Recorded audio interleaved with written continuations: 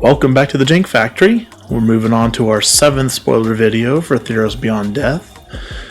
While I'm getting everything situated here, why don't you guys do a like, share, comment, or subscribe. And remember that there is a affiliate link for TCG Player down in the description. It's going to be the top line.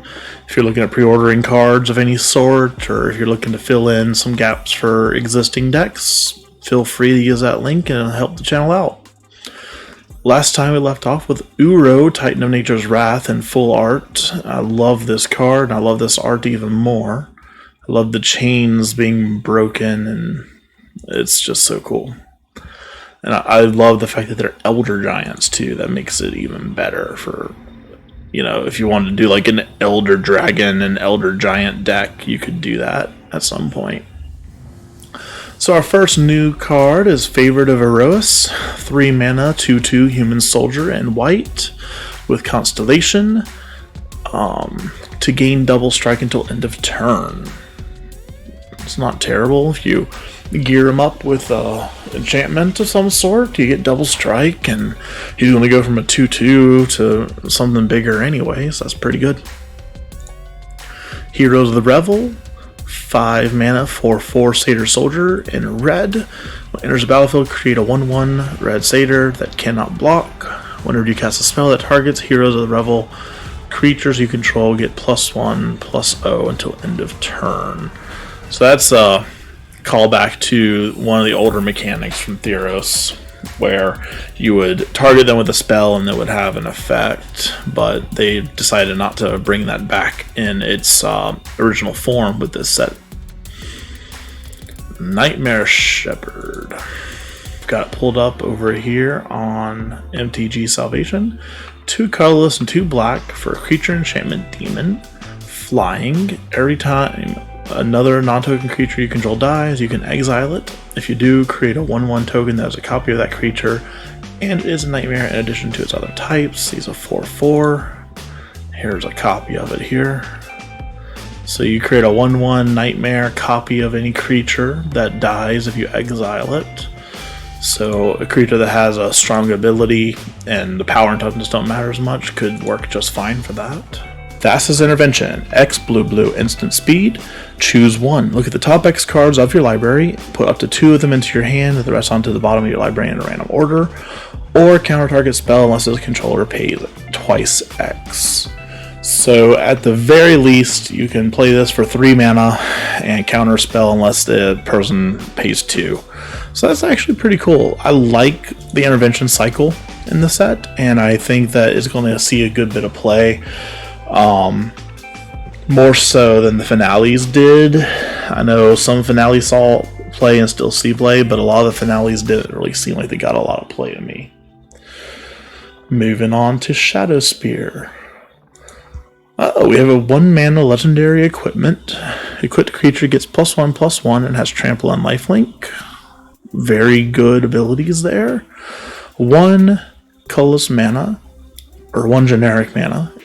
Permanents your opponent's control lose hexproof and indestructible until end of turn. Equips for 2 mana. That's a really good equipment. Probably one of the best ones we've seen in a long time. I know the sort of X and Y cycle from the Mirrored and Besieged block, or Scars of Mirrored block, whatever it was called. Those were very solid, and we have had a few good equipment since then, but this is probably one of the more playable in older formats too, with its low mana cost and low equip cost. Bronzehide Lion. Selesnya for 3/3. For Selesnya, it gains indestructible until end of turn. When it dies, return it to the battlefield, and it becomes an aura enchantment with enchant creature you control. And for Selesnya, enchanted creature gains indestructible until end of turn, and it loses all other abilities. So this is a throwback to Fleecemane Lion. It's still same rate just about, and then you have the ability to make it indestructible, and then when it dies, you can just return to the battlefield attached to another creature you control, and it has the same indestructible activated ability. Seems good. Eidolon of Inspiration.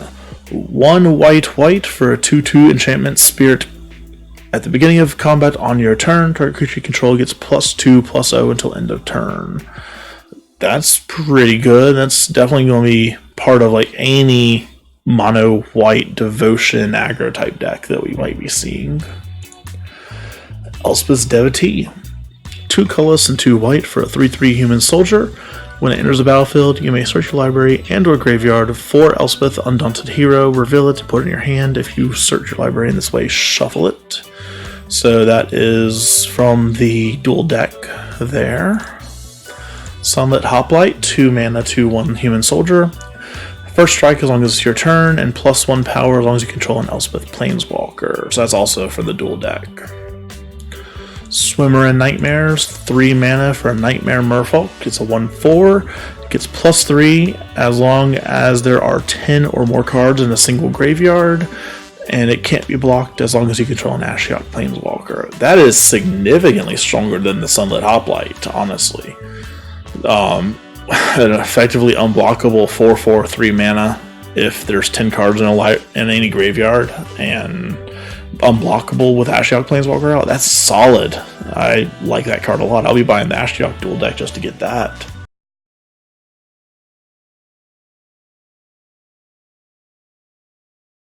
Mindrack Harpy.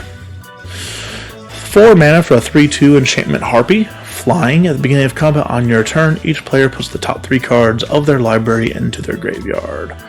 Well, that's one great way to fuel the Swimmer Nightmares and any reanimation strategies you might be wanting to do. Ashiok's Forerunner.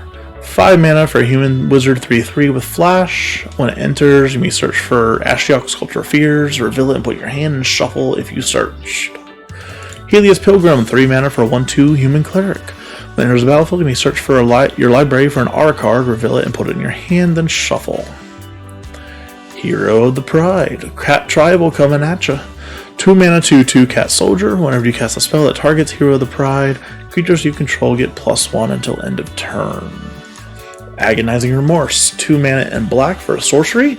Target opponent reveals their hand. You choose a non-land card from it or a card from their graveyard. Exile that card. You lose 1 life. I like that. I mean, it's no Thoughtseize, but it gives you the option to, search the graveyard, and it does exile the card instead of force it to be discarded. Losing 1 life, that's half the cost of the life loss on Thoughtseize for 1 mana more, so I guess that balances out somewhat. You just can't turn 1 Agonizing Remorse someone. This looks like a counterspell here. Mystic Revocation. Found it over here on MTG Salvation as well, and it's not a counterspell. It is a 1 mana green instant to put target enchantment on the bottom of its owner's library. I like the flavor text for it. No power is too big to repel. It does allow you to tuck not planeswalkers, but gods and demigods and a lot of troublesome cards, so that's pretty good.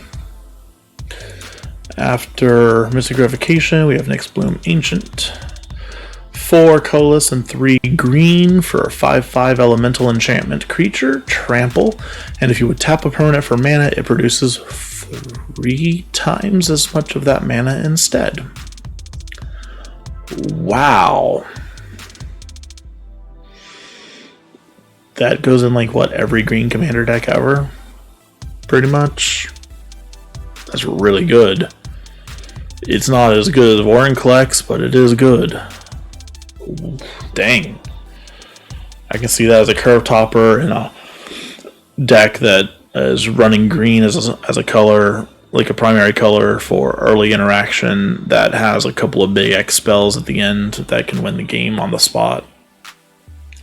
Laguna Band Storyteller. 4 mana 3/4 Centaur Advisor in white. When it ETBs, you may put target enchantment from your graveyard on top of your library. If you do, you gain life equal to its CMC. That's really good. The uncommons have been pretty impressive as far as overall power level with this set. It's going to make for some very strong sealed gameplay and draft gameplay, I think. Triumphant Surge, 4 mana instant in white. Destroy target creature with power 4 or greater and gain 3 life.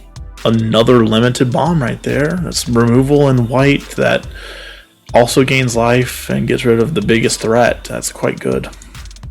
Elspeth's Nightmare. I saw this one earlier in my email. This is one of the preview cards from MTG Arena. It's a 3-mana black saga. On 1, you're able to destroy a creature an opponent controls with power 2 or less. At 2, target opponent reveals their hand. You choose a non-creature, non-land, and that player discards it. And at 3, it exiles that target opponent's graveyard. And it's an uncommon. So you could very reasonably pull 2 or 3 of those in sealed or draft. And that's quite backbreaking, I think. And then Elspeth Conquers Death. 5 mana, white saga. It's probably the alternate companion to Elspeth's Nightmare. On 1, you're allowed to exile target permanent and opponent controls with converted mana cost 3 or greater. At 2, non-creature spells your opponent cast cost 2 more to cast until your next turn. And at 3, you're allowed to return to a creature or planeswalker card from your graveyard to the battlefield and put a 1/1 counter on it, or loyalty counter on it. That reminds me more of the Eldritch Reborn. It's like a white version of Eldritch Reborn. It's really nice. That's definitely going to get played. Alright, let's refresh and see if we have anything apart from these listed. It does not appear so that will be the end of spoiler video number 7, everybody. Like I said at the front of the video, like, share, comment, subscribe, click the link and buy things from TCG Player that you were going to buy anyway, and help out the channel. This is Logrith, signing off. Happy magicking.